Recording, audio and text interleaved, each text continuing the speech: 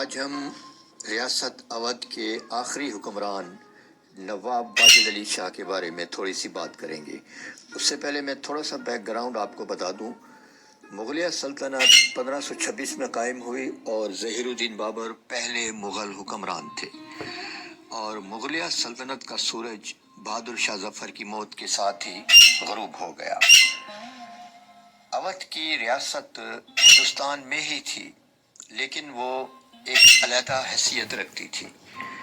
لیکن مغل بادشاہوں کی نظریں ہمیشہ اس ریاست پر گڑی رہیں، کیونکہ یہ زرعی لحاظ سے بہت سرسبز علاقہ تھا۔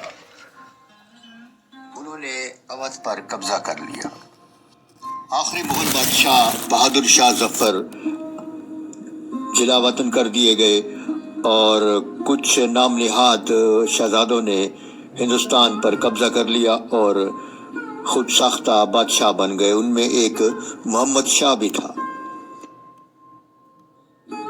بہادر شاہ ظفر سمیت تمام امراء شراب و شباب کے نشے میں غرق تھے، اور محمد شاہ نے سعادت خان کو اودھ کا گورنر بنا دیا۔ انگریز پہلے سے ہی برصغیر میں موجود تھے۔ انہوں نے سلطنت کے کاموں میں بھرپور دخل اندازی دینا شروع کر دی، لیکن مغلیہ سلطنت کے تمام امراء عیش و عشرت میں غرق تھے۔ ہر طرف مایوسی کا عالم تھا۔ مغلیہ سلطنت کے تمام افسران شراب و شباب کی محفلوں میں غرق رہتے تھے۔ اودھ کا ایک بڑا شہر لکھنؤ عیاشی کا مرکز بن گیا تھا۔ طوائفوں نے اپنے ڈیرے جما لیے تھے، جن کو امراء کی سرپرستی حاصل تھی۔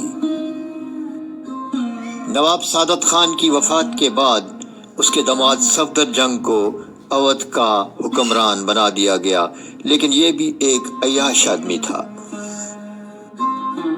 صفدر جنگ کی وفات کے بعد اس کے بیٹے نواب شجاع الدولہ کو اودھ کے تخت پر براجمان کر دیا گیا۔ یہ بھی اپنے آبا کی طرح ایک عیاش اور نااہل حکمران ثابت ہوا۔ ریاست اودھ کے آخری حکمران تھے نواب واجد علی شاہ۔ عورت اور شراب گویا اس کی زندگی کا مقصد تھا، لیکن وہ ایک عوامی حکمران تھا، اور اس کے دور میں اودھ میں ٹھیک ٹھاک خوشحالی تھی۔ اس کا حکم تھا کہ زرعی اجناس اودھ سے باہر نہیں جائیں گی، لہٰذا لوگوں کے پاس کھانے پینے کے لیے بہت کچھ تھا۔ زندگی کے آخری سالوں میں وہ نابینا ہو گیا تھا۔ یہ ایک بد کردار آدمی تھا، اور اس نے اپنے مشہور زمانہ کیسر باغ میں 300 خوبصورت ترین لڑکیوں کو داشتہ بنا کر رکھا ہوا تھا۔ اس کے علاوہ اس نے کلکتہ میں ایک محل بنایا ہوا تھا، جس میں ہندوستان بھر کی 250 خوبصورت عورتیں موجود تھیں، جن سے اس نے متع کیا ہوا تھا۔ اس نے ان کی نگرانی کے لیے، ان کی جاسوسی کے لیے کئی جاسوس چھوڑ رکھے تھے، جو اس کو اطلاع دے سکیں کہ کہیں یہ عورتیں کسی مرد سے بات تو نہیں کرتی۔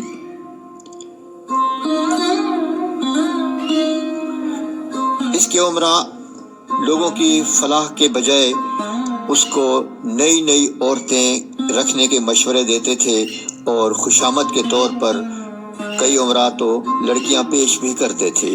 یہ ہر لڑکی کو اچھی خاصی رقم دے کر ایک رات گزارتا یا ایک ہفتے کے لیے اس کو پیسے دیتا۔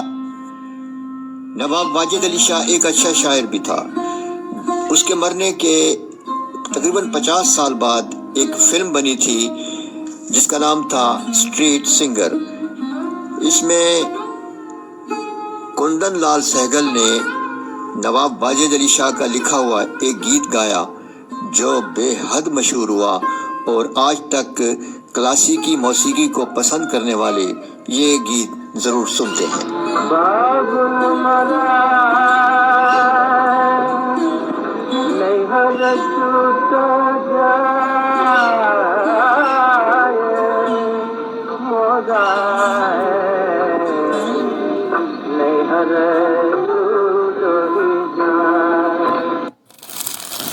نواب واجد علی شاہ عیش و عشرت کا دل دادا ہونے کے ساتھ ساتھ ایک شاعر بھی تھا اور ایک ادیب بھی تھا۔ اس نے اپنی خود نوشت بھی لکھی ہے جو موجود ہے۔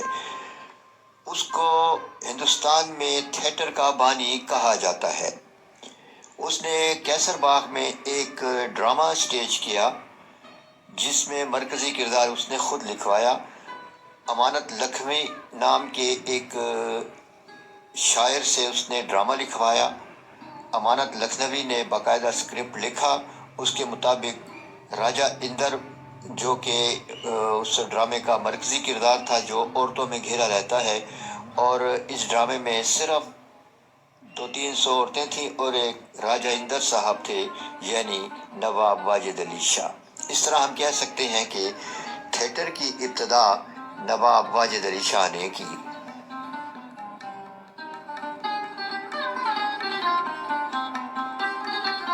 ایک طرف مسلمان حکمرانوں کی عیاشیاں اور نااہلیاں تھیں اور دوسری طرف انگریز سازشیں کر کر کے پورے ہندوستان کی دولت پر قبضہ جما رہے تھے۔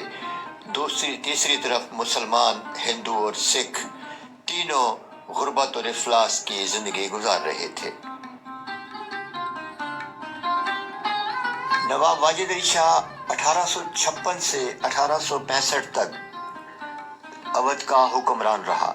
اس دوران انگریزوں نے اس سے اقتدار چھین لیا اور اس کو 15 لاکھ روپے سالانہ کے عوض ایک مخصوص جگہ پر قید کر دیا گیا۔ 1822 میں پیدا ہونے والے نواب واجد علی شاہ کی وفات 1887 میں ہوئی۔ پروگرام آپ کو کیسا لگا؟ لائک، شیئر اور سبسکرائب ضرور کیجیے۔ پروگرام دیکھنے کا شکریہ۔